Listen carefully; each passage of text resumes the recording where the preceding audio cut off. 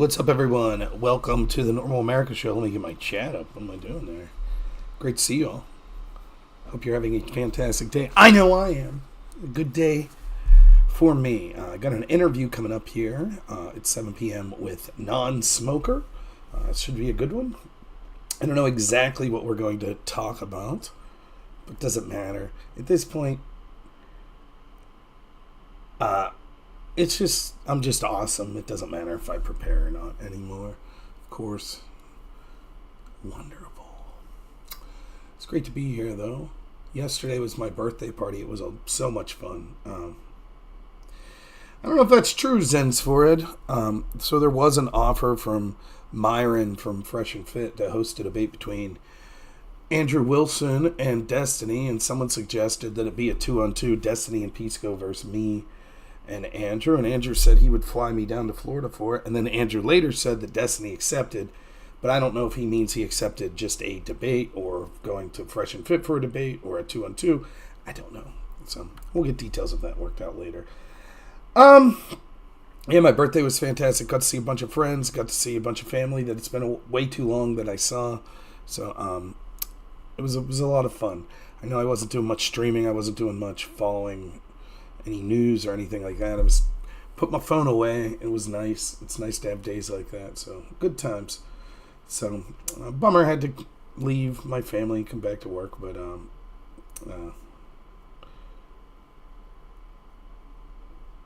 well, I don't know anything about that mall, baby. So we'll be talking to Nonsmoker here in a half an hour or so. But till then, obviously the big news of the day is Joe Biden decided to drop out. He's no longer running. So I don't know, Will, I think for a show like that, I'd probably bring Bowman up in the debate, but anyways, Biden dropped out. And there's a lot of ways to look at this. I don't even know where I want to begin. It's so weird. It's so weird being right all the time. It's weird. It's a weird feeling. It's very weird. I'm not right all the time, but I'm right most of the time. And sometimes I'm right on things that people just scoff at you. Like when I was like, Biden, solid chance Biden won't be the nominee. Again, I'm not perfect. I didn't say 100% chance. I said like a 50-50 chance is what I put it on for years now. And obviously that increased over the news that we've heard since the debate. But, all those people that scoffed at me and the panels, I was all, whatever. Yeah, we see how that went. Who's messaging me? No one important. Wait, maybe someone important. No one important. So that's the first thing. It's funny to watch all those people that were wrong. And the cope today is absolutely hilarious. So let's start as usual with what the most important lesson, the most important thing to realize coming out of this is. What's the point? Another new account. Should I rub COVID in their face too? Should I rub Russiagate in their face too? Should I rub, they're shameless. They don't give a shit. They don't at all. It doesn't matter. You throw it right in their face. Like, speaking of the Jabal Bowman stuff, it just doesn't matter to these people. You could show 100%. They could say 100%. This is the way it is. What you're saying would never happen. It could happen 1 hour later, and they'll just be like, "Of course." So, they don't have shame. They don't care. They do not care how wrong they are. They just don't. I did not see that Destiny was down for debate. I didn't see that. It's funny. It's funny how people, I think, see things that I don't. What I saw was Destiny said he would be down to debate any conservative with over 100,000 followers, which would not include me. And then I saw Andrew Wilson after someone said, "Hey, how about you and Destiny debate?" And someone else said, "How about you and Rob versus Destiny and Pisco?" Wilson said, "Yes, he's accepted." And so someone said, that means that Rob's in that debate. No, I don't know what that means. I interpreted that as Andrew Wilson and Destiny have agreed to debate. Nothing to do with that. So, yes, I did see technically Destiny did agree to debate a conservative with a big enough following. That does not include me. So, So yes, I guess technically, did I see that Destiny was down for a debate? But you could probably say that about anyone. Like, I'm sure my neighbor's down for a debate too about what automobile to buy. You know, I don't think that it's relevant to me though. Anywho, we go back to the debate that's put all this. What was it, like 3 weeks ago now, a month ago now, and we go back to what got this ball rolling, and. What did I say the night of the debate? I came on after the debate and I said, this is the big takeaway. Because I could see the writing on the wall. The writing on the wall was that inevitably they were probably going to get rid of Joe Biden because of this disastrous performance. No, I wasn't surprised to see he dropped out. As the week went on, I had a bet with Andrew Wilson that I thought there was a pretty good chance he wouldn't be the nominee. I basically declared myself the winner of that bet yesterday. So I knew it was coming. It was evident once you saw people like Nancy Pelosi go public. That was it. There's no hope. It didn't matter what Biden's team was saying. That was it. They were only going to increase applying the pressure until Biden was forced to drop out at that point. Once it became public, people that were basically in leadership of the Democratic Party, that was the end of it. So I'm not shocked at all. What was I going to say? So yeah, I came out after the debate and I said, I could see the writing on the wall that they were probably going to get rid of Joe Biden. And I said, the important thing to remember right now, yes, I know it was cathartic to be like, we knew this. I know it's cathartic for someone who's not a good person like Joe Biden to like spike the ball on him and be like, you suck, dude. Look what you just did. I mean, one of the most iconic X-posts of all time. Here, I'll play it for you. Probably the best tweet of all time in retrospect. And it was to just... what's the word I'm looking for? To just laugh at this all day. And I did. I certainly laughed at a lot of these people. Oh, where is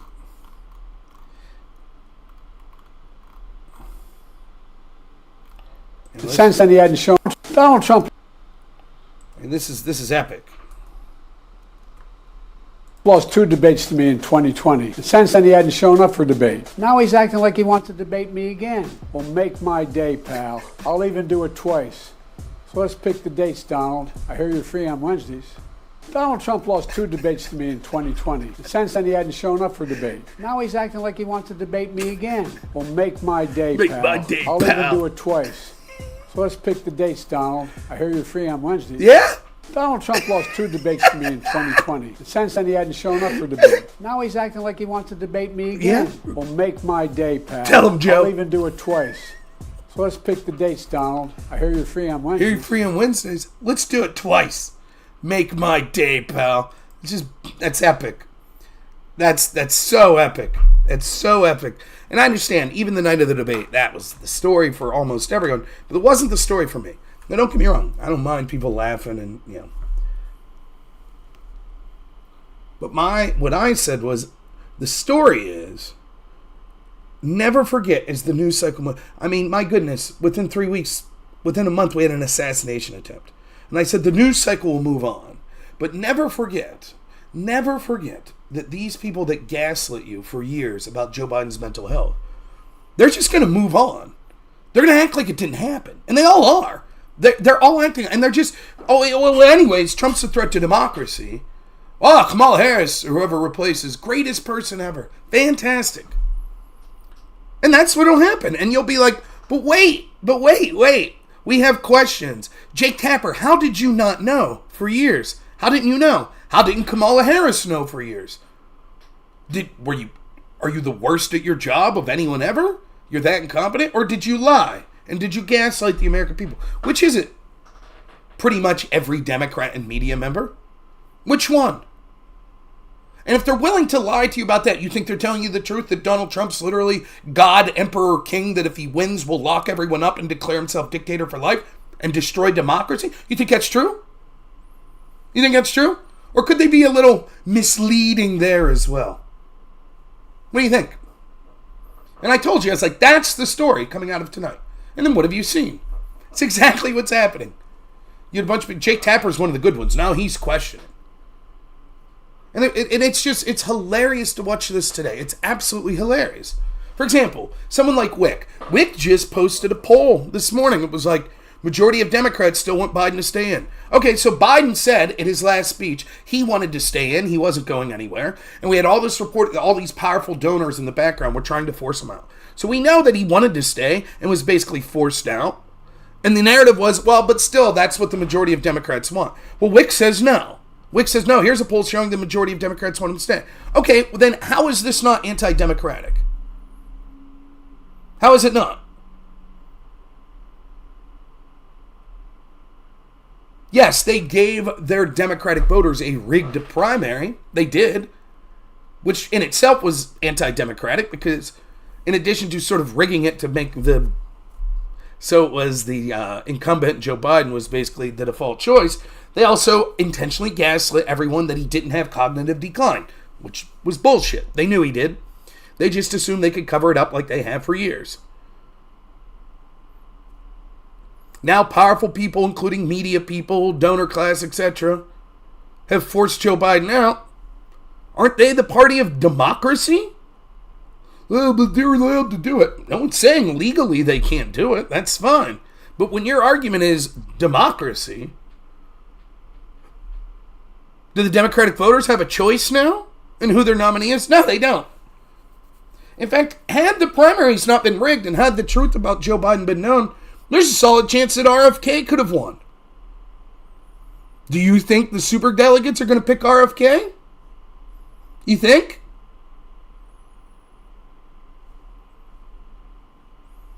If they had a national primary right now, if they announced in 2 weeks, everyone go to your polling place and vote, RFK may win the Democratic primary. Do you think that's who they'd pick?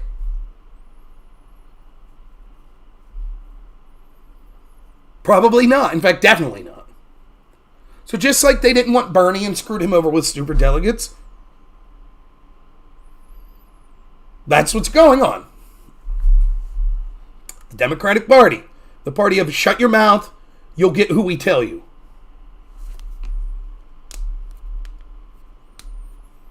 That's what's happening. Which is fine. I don't give a shit as I'm not a Democrat, so I don't care what the Democrat Party, I'm not going to lose sleep over it. What I think's hilarious is all of the people that support this, their number one attack against Trump is he's against democracy. Okay?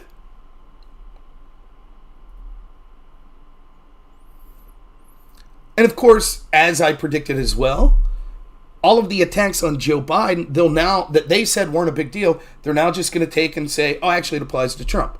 Trump has cognitive decline. Trump's too old. And that's what you see right from Mehdi Hassan, Democrats in the media, right down to little shits like Pisco. That's what you see them shamelessly today. Trump's too old. That's too old to have a candidate that old. That's too old. Just yesterday, they were like, we don't care that Biden's that old. Just yesterday, that's what they were saying. Now it's Trump's too old. Just like that. They don't care. They don't. Like, please get this through your head. They don't give a shit about the truth at all. They do not. They believe they're morally superior and smarter than everyone. And so, if they have to lie right to your fucking face to win, that's what they'll do. They literally don't care. And then they'll gaslight their audience like, well, we're truth tellers, and no one will debate us on the facts. They won't debate us on the facts. They don't do that. Then someone comes in like me. They don't have anything to say. They just repeat the same bullshit.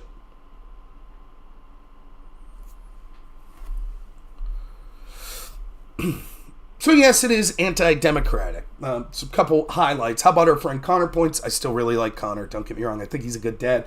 But Connor, famously a conservative who got paid by Progressive Victory PAC to help Joe Biden win. Now, Connor's admitted on X, I haven't talked to him in some weeks, but he's admitted that he is known for a long time about Joe Biden's cognitive issues, and yet he still took money to help him win, right?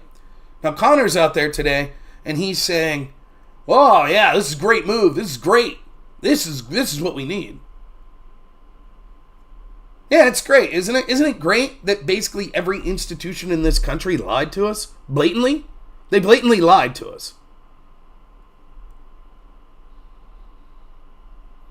Thanks, Spiro. I appreciate it. They don't care. And understand, like people, first off, Connor's getting paid, so I don't know how much that affects him. And by the way, to the people that say that it's unfair to bring that up, this isn't a conspiracy theory. He's publicly admitting to getting paid. And that's fine, by the way. It's like a lawyer that maybe defends a murderer. We need lawyers to do that. That doesn't mean the lawyer supports murder.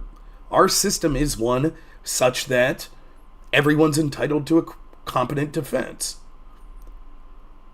I don't see why it should be different politically. If you want to take money to work for a campaign and you don't really agree with them, that's fine. But I have the right to call that out. I have the right to say, are these your positions or are these progressive victory PACs? So I'm not saying he's the worst person in the world for taking the money. That's fine. But I'm allowed to call that shit out. I think that's reasonable. I don't see why that should... It's not some crazy conspiracy. He's admitted to taking the money. He admits to being a conservative who is literally working to help the Democrats become more progressive and to have progressives win. I think that's worth calling out. Seems relevant to me. So when I point out, like, yeah, that's great, Connor, I'm glad you think this is great. Institutionalist, right? The truth is, they don't, and this was my big message, and I've been saying this. To all the Democratic voters out there, the Democrats don't like you. They don't trust you. They hate you. They're afraid if they tell you the truth, you'll pick someone they don't want. So they'll lie to you, and they'll pick the candidate for you. And by the way, that's what the establishment and the Republican side's all about as well. That's my entire argument. That's my entire political belief set. That these institutions are unaccountable. That the people don't have a voice. That these unelected bureaucrats and all these powerful people really run the show and they say, here, you can pick from one of these two people. And it's both people that they find acceptable. And if you have opinions outside of those two candidates or those two ideas or two parties, well, tough luck. That's my belief. Donald Trump lost 2 debates to me in 2020. And since then, he hadn't shown up for debate. Now he's acting like he wants to debate me again. Well, make my day. How long was that going? That's funny. Joe Biden getting in the background there. Good stuff.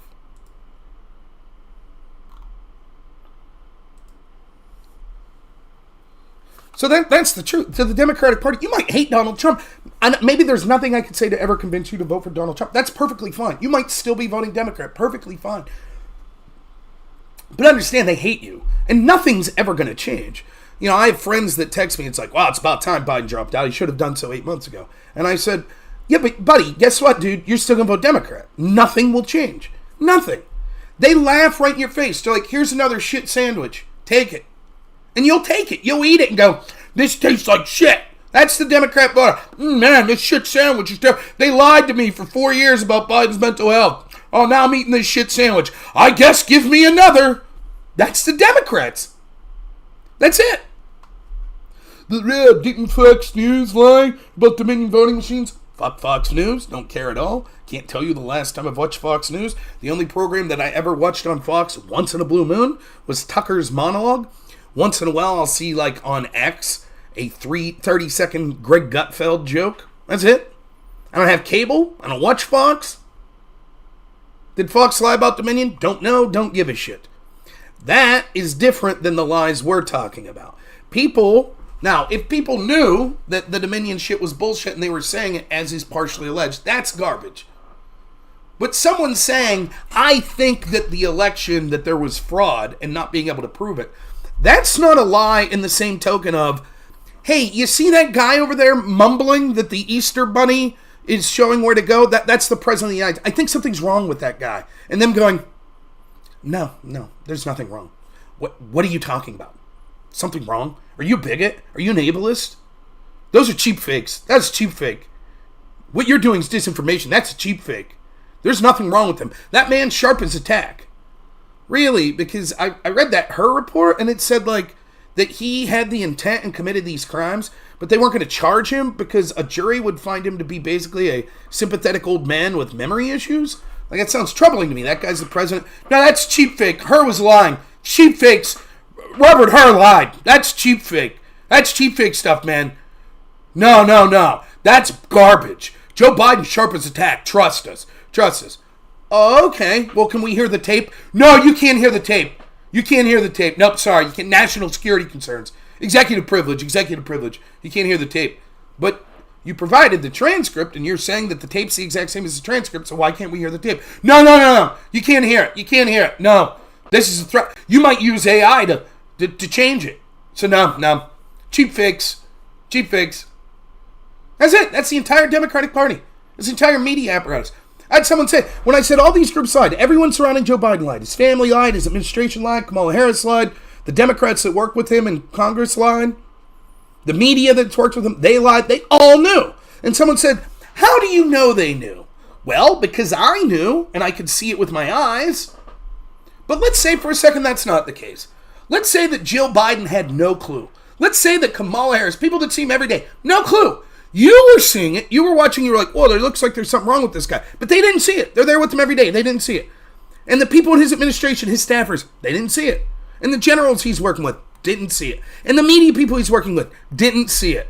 And when he's refusing to take questions without them being pre-written, and he'll only call on people that his staff said, and he's not taking any press conferences like Trump, they didn't see it. They didn't know. They legitimately had no clue until that debate. That's the argument that we're being told now. They just didn't know. They didn't know. Okay, that's worse.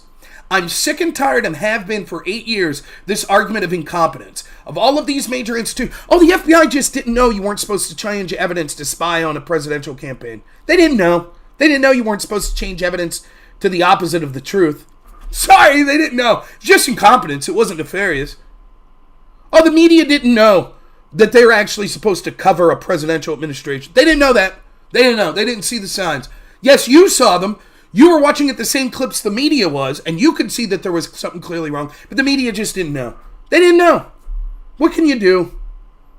That's their argument. I'm sick and tired of it.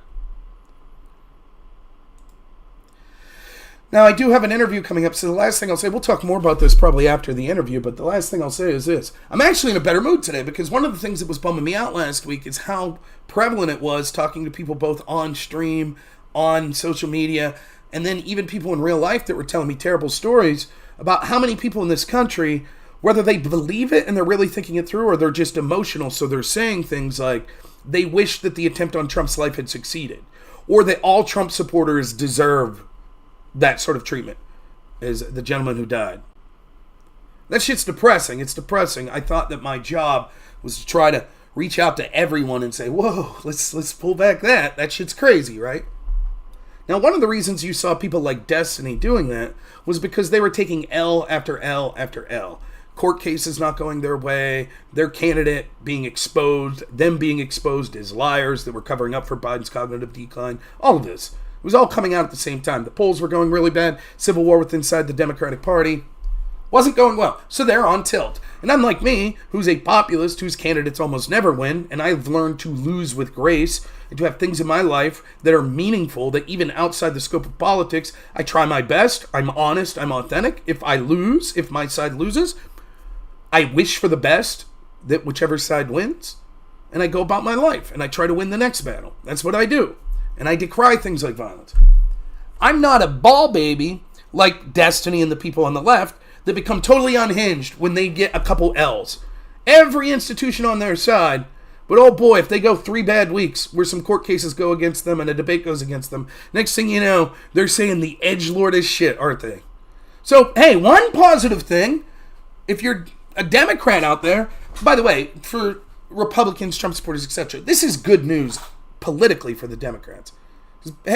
Biden sucks, and anyone will be better than Biden, even Harris, in my opinion. Regardless of what poll numbers are showing now, what's going to happen is, once this decision's made, give it there's going to be a honeymoon phase with whoever comes in, and it'll probably be Harris, and you're going to see the polls even. That's just going to happen. And then it's going to be a different ballgame. Now, we'll see. As we go further out, we'll see. But so because of that, hey, maybe the crybaby Democrats that were wishing death upon all of us, maybe they could relax a little. They got a good news story, right? Maybe they'd take a deep breath now and stop threatening to kill everyone. That'd be great. Wouldn't that be fantastic? We get back to arguing about politics, and I don't have to walk on eggshells when I talk to these people because I'm afraid that I'll put them in a dark place when I crush them in a debate and they're already on tilt and on hinge. Wouldn't that be great? I think it'd be great.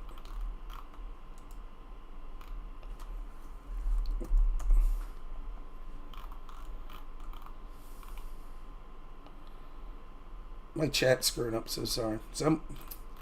Sorry, I missed a lot in the chat there. It was screwing up for me. So, there's hope on that, right? All right, let's see if you're going to lose me visually. Let's see. Doing an interview with Nonsmoker. I don't know if he's streaming this live or if he's going to record it, but I'm going to stream it live, and then he'll be putting it up on his channel.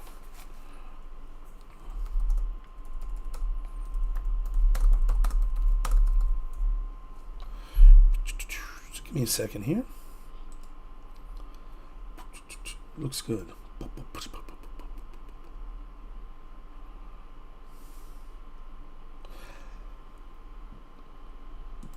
I think I'm going to do an interview with P.F. Jung. A couple other interviews I have coming up.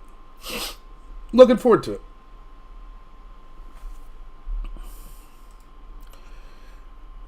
Man, this office, the central air went out. It is so hot. I'm sweating my ass off.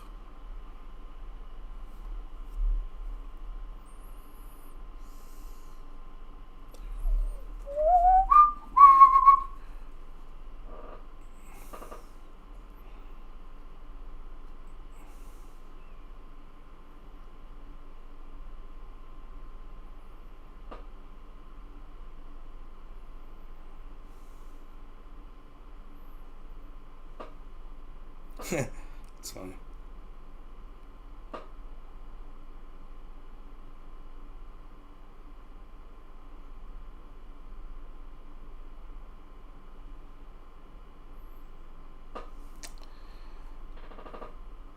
All right.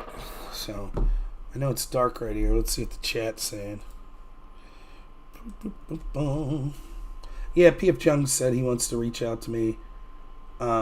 I don't know anything about him, really. I think I've seen him on the Crucible before. But my policy is as long as I'm free, I'll talk to anyone at least once. So I don't really care. I don't oftentimes look into, with too much detail, how big's their channel or where do they come from? What's their politics? I figure, yeah, sure, we'll...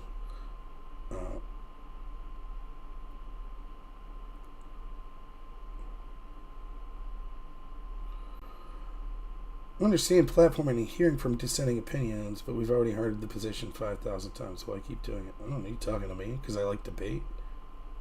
Jordan Peterson guy, okay. Thanks, Gyro, yeah. It's time to marginalize them. That's what they say. I think by talking to them and exposing them in these debates, it is.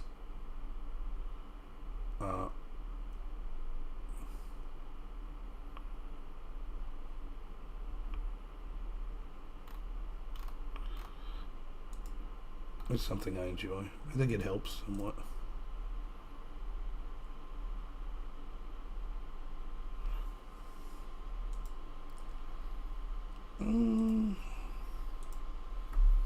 Okay, it's 7, bud.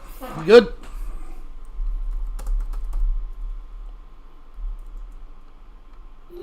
Please tell me I didn't screw this up with time zones again. That would be tragic.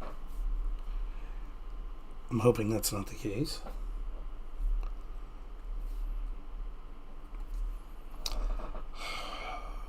Let me check.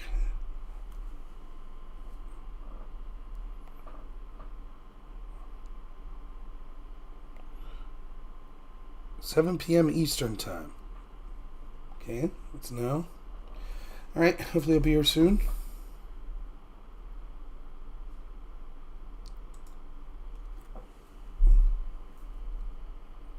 Hey Rob, my prediction is Destiny doubles down on its political violence apologia until the election.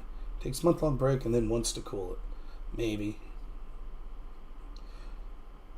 When am I going to the Crucible to talk to Vosh? Vosh was debating PF Big. Oh, that's right. Yeah, that's right. And I did hear some of that debate.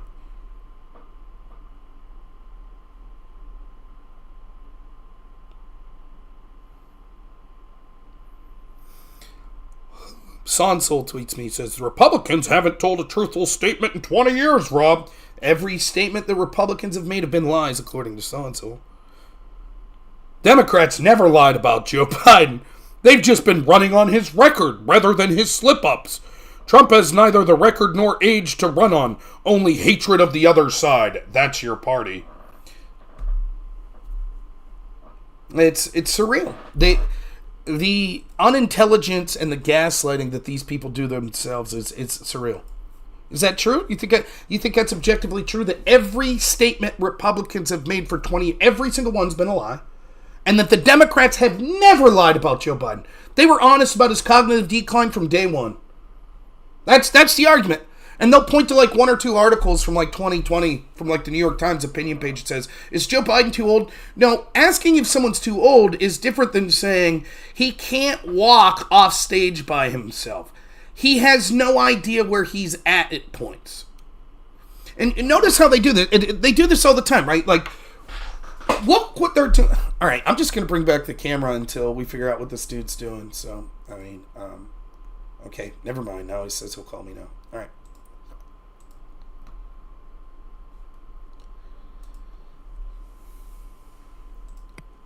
Yo. Yeah, what's up? How's it going, man? Good. Give me a second here. Oops, what am I doing? There we go. Are you going to do video? Yeah, I just got to switch it over from OBS. Give me 1 second. No problem. You don't mind that I'm streaming? No, I'm streaming also. Okay, Good. good deal. All right. Yeah, and then I'm just going to pull the questions up that I have for you here. And before I even start anything, is it cool if I just, like, lay out really simple to follow, like, ground rules, kind of? Yeah, no problem, man. It's your show. However you want to do it's fine by me.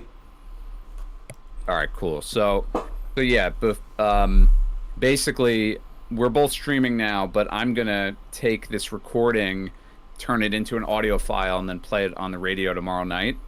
It's out of WUSB, which is like a college station in New York. So the only like real rules, I mean, I have to follow FCC guidelines. So like, don't curse. If you do, I can, like the occasional whatever, I can edit it out. It's just easier for me if you don't. But otherwise, it's a pretty open discussion. Like, you're free to talk about all of your views as you normally would. Okay. And you know, I'm willing to talk as long as you can. I know you probably have a lot to talk about on stream, so you know.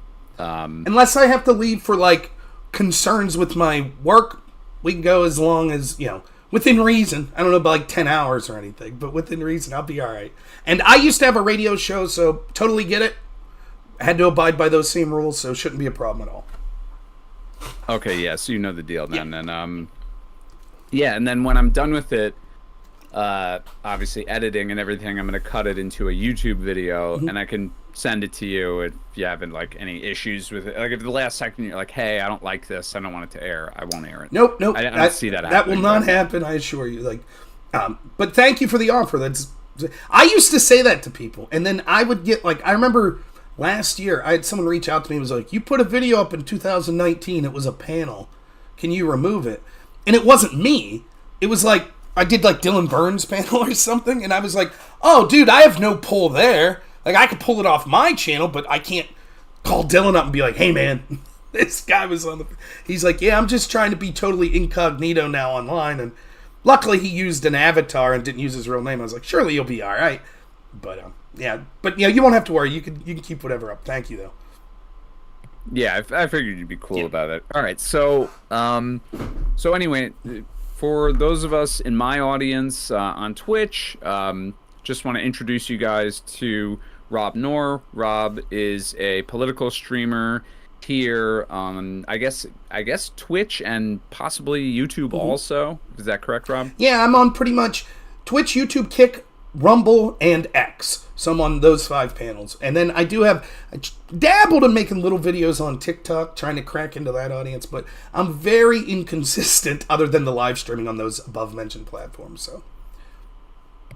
Yeah, that's good that you have like a very diverse sort of base there. And yeah, I mean, I think first things first, you know, I had a whole bunch of questions ready, and then Biden decided to become the news of the year, really, in like the last several hours. So, I'm itching to talk about it. I'm sure a lot of people are. I just kind of want to ask you straight up, even before we get into like you or any of the stuff that happened with the Trump assassination, because that's really what I wanted to talk to you about.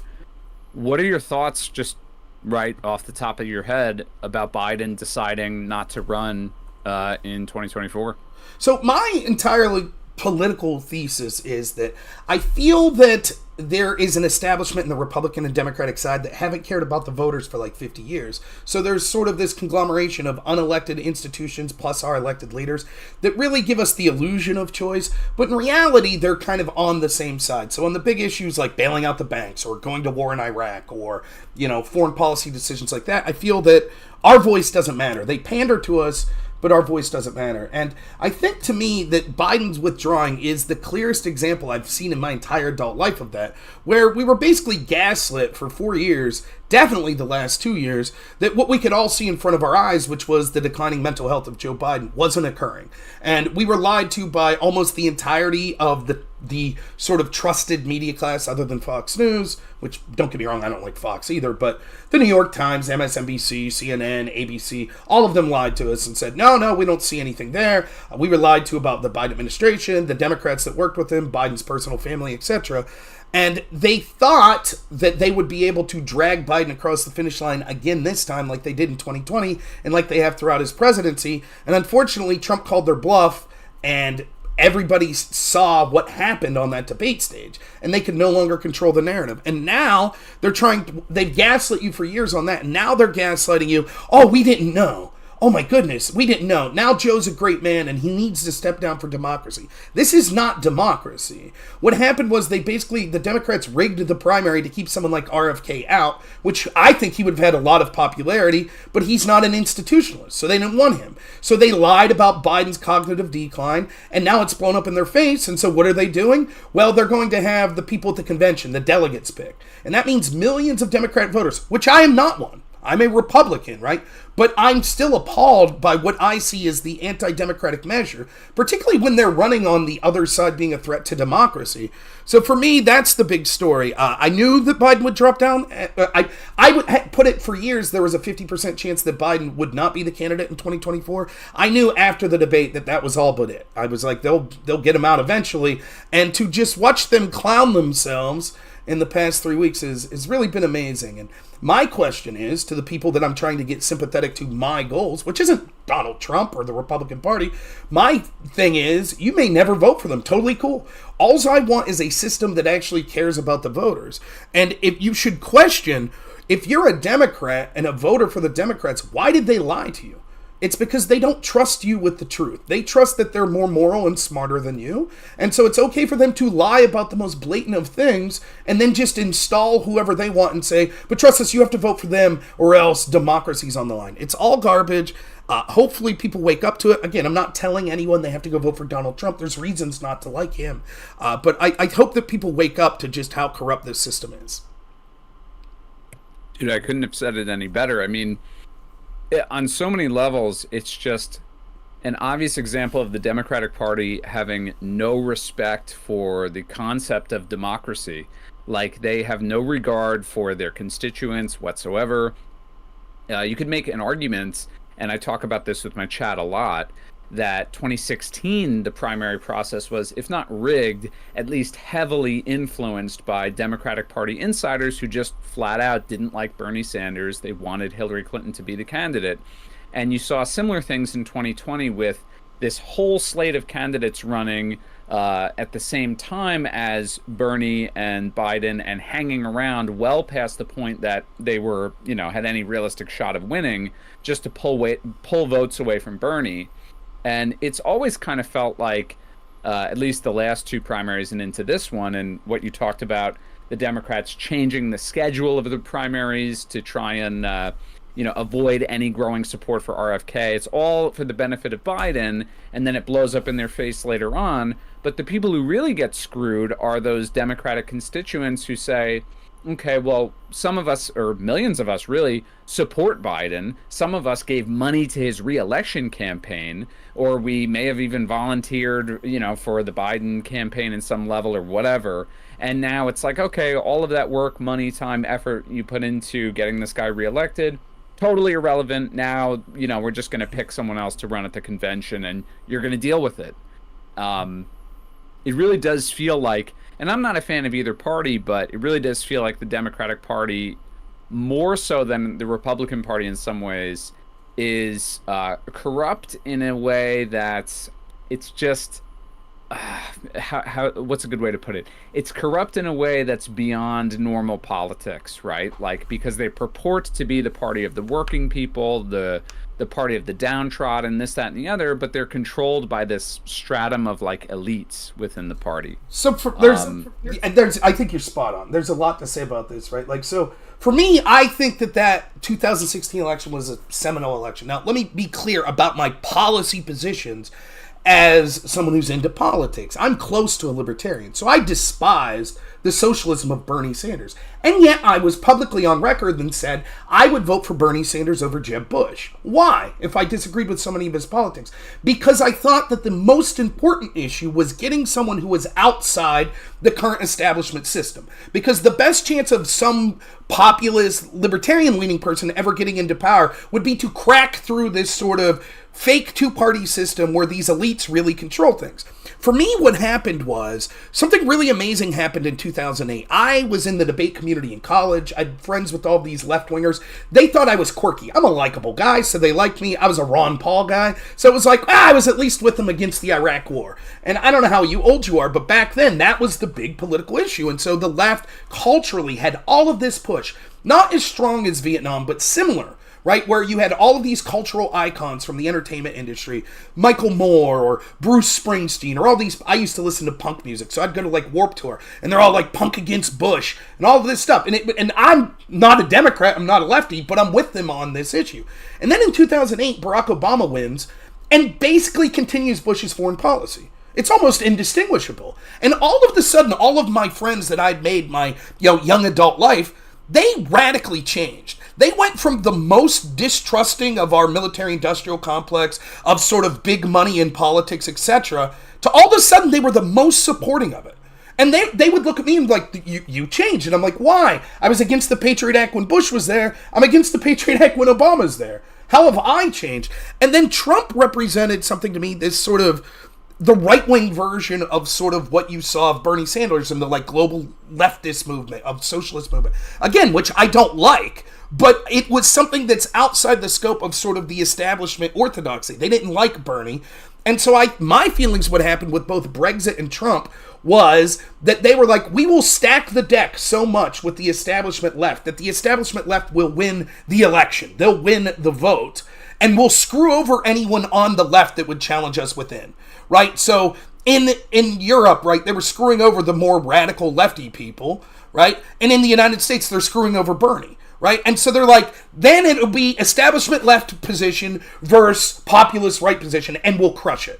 And if you remember, that's the narrative on Brexit. Almost the entirety of sort of the mainstream media in the UK was like, oh, Brexit's clearly stupid, it's terrible, give the people their vote, it'll get crushed. And then it won. And what did they say? Well, we don't like the results. We don't accept that. And they drug their feet and they said we need another vote. It was the same with Trump. You remember, there were, like the New York Times was saying Hillary had over a 90% chance to win. They believed their own hype and they lost. And ever since that loss, I think what's happened is they've become even more blatantly authoritarian, where they're just out in the open, like things that had Trump done to his opponents. For example, if under Trump he had used opposition research from his party to get a FISA warrant to spy on his opponent illegally, which is all true, this all happened against Trump, there would have been people taking it to the streets. Democrats would have impeached him 50 times over. Republicans probably would have voted to remove Trump from office. That's how bad that is. And yet, no one batted an eye. And for me, I understand that Trump is not a likable person for many, many people, right? Some people love his attitude. Some people hate it. I can understand if you're on the left why you would hate the personality of Donald Trump and maybe many of the policies he suggests. But what I implore you is, is fighting this one person is that worth sacrificing all of your standards, all of your principles? And that's what I've seen of the Democratic Party. Because they've controlled all of these cultural institutions, not just politics, but corporate America is overwhelmingly on their side, and the mainstream media, and social media, and academia, and even the entertainment industry. Rage Against the Machine is now completely on board with the politics of Hillary Clinton. And when you see all of this momentum against this one guy, and so all of this rhetoric against him, something tragic happens like this assassination attempt, and we're in this weird spot where you get the feeling that there are millions of Americans that are like, maybe that wouldn't have been so bad. And it's sort of permeated into our Overton window of what it is that Trump represents. I think he represents a crude, ham-fisted, sometimes inept, shooting from the cuff, someone who speaks to people like me in rural America, that I think that he spoke to people in my community in a way that I haven't seen a national politician do in a while. With all of his flaws and all the things I like about him, he is a failed human like us all. And yet he's put on this pedestal like he's the reincarnation of Adolf Hitler. And I think that it's really scary when you have this, combination of the cultural narrative that's going in that direction at the exact same time that almost every institution with power is pushing them in that direction. And so, dark times ahead. If, as bad as you might think it is to be a Trump supporter, I actually feel terrible for the anti-authoritarian left. Because what's your chance? Who's coming along in your party to save it? I see nothing on the horizon. Even people that maybe you'd be hopeful, like the Squad, when brass tacks comes, they capitulate. They're all in on whatever the official corporate Democrat narrative is. So my goal is to try to reach people on the left and right and say, we could disagree on, healthcare policy. We could disagree on tax policy. And I'm happy to have those debates. But those debates are irrelevant if our voice doesn't matter. And can you think of a more anti-democratic week than, let's not blame I'm not blaming the Democratic Party at this moment, but we almost lost the one candidate and we lost the other in what I would call a coup. And that's our country right now. Basically, in 1 week span, we almost lost both candidates. What is the voice of the American people? I don't see it. Yeah, that's a good point. Just to follow up on one thing you said too. With the future of the Democratic Party, in my view, is a guy like Pete Buttigieg, who, policy-wise, is going to basically be business as usual. Like, he's younger, he's, quick-witted, and this and that and the other, and, in some sense, he has the diversity thing going for him. But otherwise, it's business as usual in terms of a policy vision or just a vision for the country in general. That's what the Democrats want. They want someone who's basically going to be,